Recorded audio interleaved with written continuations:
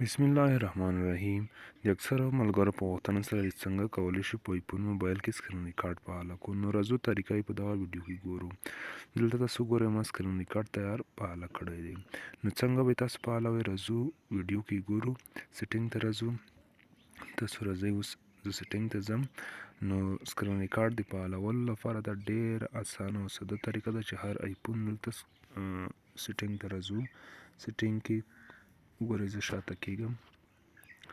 نو دلته به راشو سنټر کنټرول ته، دې باندې کلیک کوو. سنټر کنټرول باندې دا په هر ایفون موبایل کې دلته بیا کسټمایز کنټرولز نه کلیک کوو. دلته چې کوم اپلیکیشن تاسو غواړئ هلته په پرده باندې ښکاره شي، لکه ما ریکارډ د سکرین ریکارډ د بیټري د کلکولیټر د مې راوړي دي. د شین پلس علامه باندې به کلیک وکړئ، هلته به د سکرین پردې ته دا راشي درته، لکه د پاس شیان چې ما بنهه کړي دي، فلش لایټ ده، وایس میمو ده، سکرین ریکارډ ده، دا شیان ما راهیسي دي. نو راځو تاسو وګورئ دا شیان دلته هم شته، فلش لایټ ده، وایس میمو ده، سکرین ریکارډ ده، بیټري ده او کلکولیټر ده. نو په دې طریقه سره تاسو کولی شئ د ایفون موبایل سکرین ریکارډ په اسانه او ساده طریقه سره فعاله کړئ.